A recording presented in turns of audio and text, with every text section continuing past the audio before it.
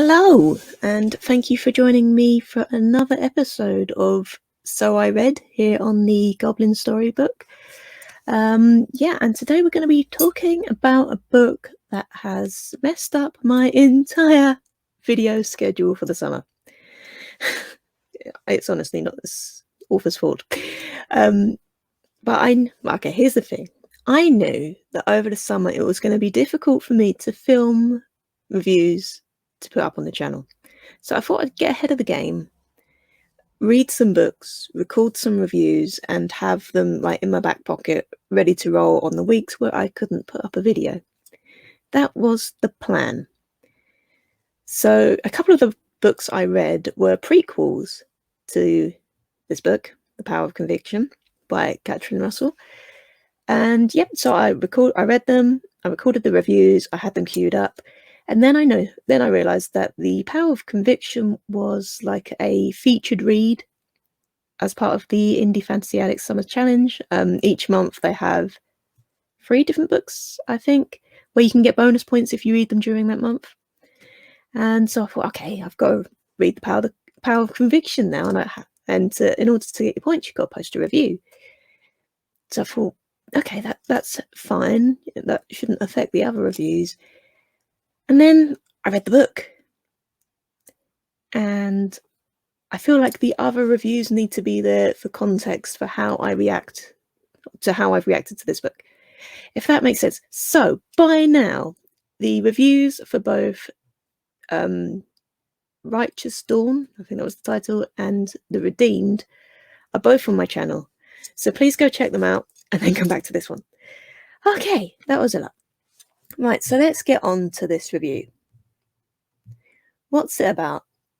Now, as usual, I'm going to get voiceover Lou to read us the synopsis, because she does it so much better than me. There's no ums, no ahs, or anything like that. She just does it. She does the job.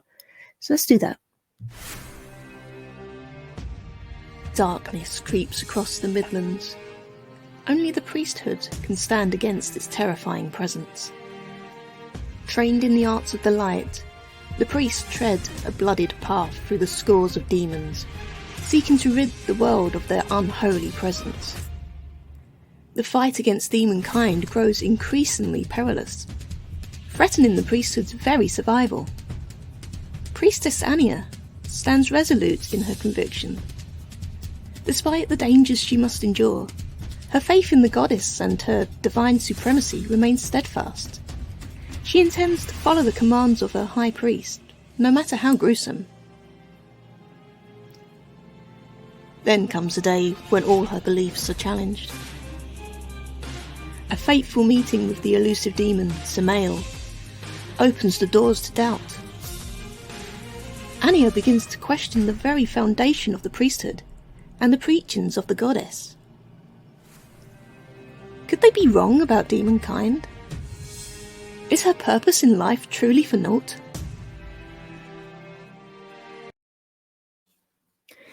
So there we go. There is actually a bit that comes after the synopsis in the description. And I wasn't aware of this bit.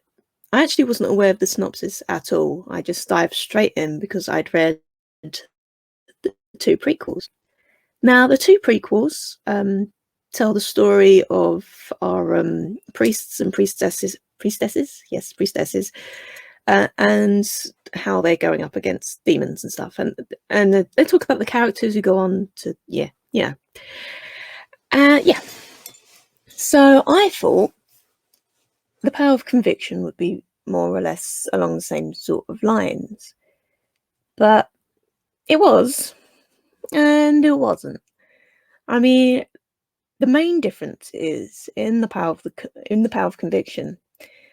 The main plot is a romance plot, so that's front and center. There's actually a couple of romance plots. There's a few, more than a couple. There's a few romance plots, and so those are front and center really, and the demon storyline is orbiting that. Now, the Lou of a couple of years ago, had she found out that this was a love story, would have put the book down and walked away. But this Lou quite enjoys a love story now, so I kept going with it. And you'll soon find out that was a good choice. So yeah, it's very, very different. Well, I say it's very, very different. It's different to the two prequels. So if you've read the two prequels and you go on to this one, there is that romance subplot, or not even subplot, there is that romance plot. So if romance isn't your thing, this may be not for you. Next up, I feel with this one, I've got to do a trigger warning. Now, the main trigger warning is for sexual abuse. We don't see this in the book at all, but it is referenced on a few occasions in regards to one of the characters. And it was actually the character that it refers to. I didn't pick up on that in the prequel. So I knew he'd been physically abused. I didn't know it was sexually abused. Maybe I missed that entirely in the prequel. I don't know. And there are sex scenes in this book as well, but they're all tastefully done. You know, there's no like smart. It's not crude. It's fine.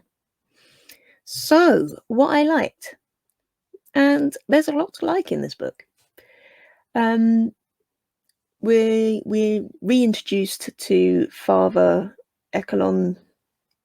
I've forgotten his surname, but he is the high priest here, and he also featured in Righteous Dawn. Still can't remember his surname. It's gone. What I liked here is that some of the scenes with him were very unnerving. I was not expecting that at all, especially for how we're introduced to him in Righteous Dawn, and then we see him here, and it's quite different. Things have moved along. I loved seeing things from both the human and the demon points of view. I thought that was a really refreshing take on it. It does make you think who the real monsters are. And there was a line, and I think it was Samael who said it. And it was, being a demon doesn't make you evil. Being a killer does. And when we're first introduced to this world in the prequels and in the beginning of this book, we're seeing the priests and the priestesses as our heroes. I mean, they're going out and they're fighting these demons who are scary and apparently evil. So they're going off and they're killing them. But to the demons, they're thinking, oh no, who are these evil creatures come to kill us? It's really well done. I loved it. So I just keep referring to my notes here, so sorry if I'm not looking at the camera the whole time. I liked that we were looking at characters who we'd met. I love that I'm saying we. It's the royal we. I'm like the queen. So we're looking at characters that we met in the previous two books, but we're looking at them through a slightly different lens. So I already mentioned Eklon. We're viewing him quite differently. And Edric plays quite a big role in the story as well. And I think he's 10 years older than he was in the prequel. I think they said it was about 10 years since he joined. So yeah, things have moved on for him as well. And it's interesting to see how much they changed from those first stories to this one.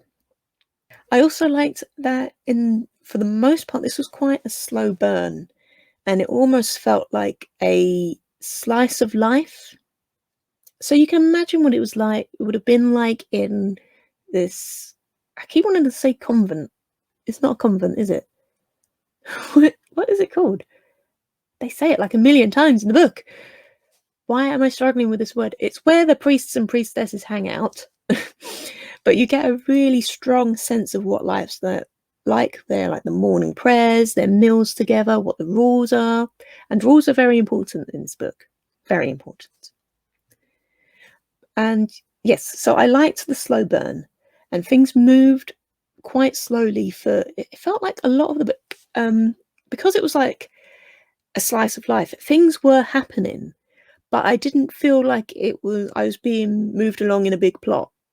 It's just that things were happening, relationships were developing, events were starting to unfold, but it was quite, I want to say gentle, even though there's like demons and killing and stuff. It was quite gentle how it moved along, and then it reached a point, and suddenly everything built on top of each other, and everything seemed to happen at once. It was very exciting. The other thing that I really loved that I wanted to mention was in previous reviews for Catrin Russell's books, I've mentioned that there are different types of demons. So there are wolf demons, there are fox demons, there are bear demons. In this one, there's panther demons, but there are also wasp demons. Now, as regular viewers of the channel will know, I do love a creepy crawly. So when I saw the wasp demons come up, I was very excited. And interestingly, I've recently been listening into a talk called Perceptions of Insects, and that was part of Insect Week. And probably the speakers there wouldn't like how the wasp demons were portrayed here, especially towards the villagers, because the villagers did not like the wasp demons, and the priests and priestesses did not like the wasp demons. But what I liked here, what the author did well, is she showed that they could be scary and they could be violent and aggressive. But then a few scenes later, she showed their intelligence and their intellect within the story, and I really enjoyed that. And it's a theme throughout. So you think you know what a demon is, you think you know what a wasp demon is, but then it's swung around and you see things from their point of view, and it's just done beautifully well. Beautifully well. So, I've said some good things. Now, what didn't I like? Now, if you've watched reviews here on this channel before, you know that I struggle with this part of a review. But this time, I thought I've managed to think of things that aren't really issues. But I thought of things, got things to say. So in another review I've got coming up, I don't know if it's going to be going up before or after this one. Like I said, this book's been sneaky. It's messed up my schedule a little bit. But when characters have similar looking names, I struggle a bit. And in this one, we've got Anaya, I think I've said that right, and Adina, and they're both priestesses, and they're both like high up in the priesthood. Priesthood, is that the word I was looking for earlier? Could have been. Anyway, they both play a similar role within the priesthood, but we follow one more than the other. But yeah, when they're in scenes together, I did start to get a bit confused with who was saying what, but that's on me. That's not on the author. The other thing that is on me and not in the author was the unexpected sex scenes and unexpected love story and the unexpected sex scenes.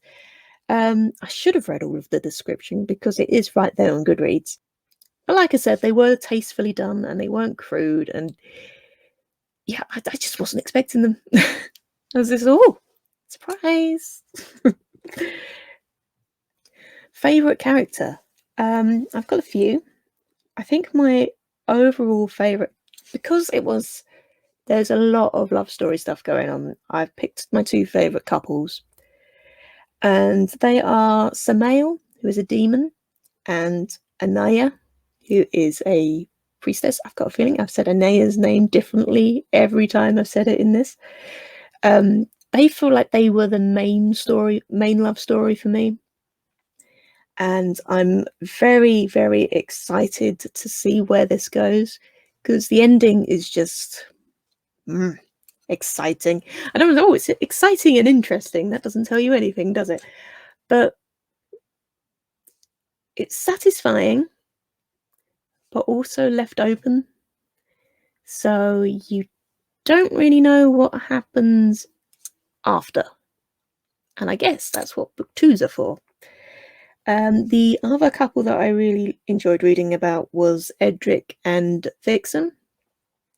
Now, Edric has had a very troubled past, and he has trouble with letting people in, and he doesn't like it when people touch him. And seeing the relationship between him and Vixen grow to a point where he was comfortable, perhaps a little too comfortable in places. But I thought, yeah, that was really well done. And I think it's a difficult subject, like we mentioned the abuse previously. It's a difficult subject, but I think Catrin Russell handled it really, really well. So well done. Now, final thoughts. I've just realised this is possibly the longest review I've done for a while. Final thoughts. I mentioned in one of my other reviews of Catrin Russell's books that she is becoming one of my favourite authors. And I stand by that. There was a moment during this book where, like, the first hints of a love story started creeping up on me, and I thought, am I going to have to backtrack on that? But no, I don't have to. She's a superb storyteller. And it doesn't matter if she's writing about battling demons. It doesn't matter if she's writing about religion. It doesn't matter if she's writing about internal conflict or love scenes or anything like that. Whatever she turns her mind to, she is excellent at it. Seriously, if you've never read one of her books, go ahead and read those prequels first. I think they set up the world perfectly, and then dive into this.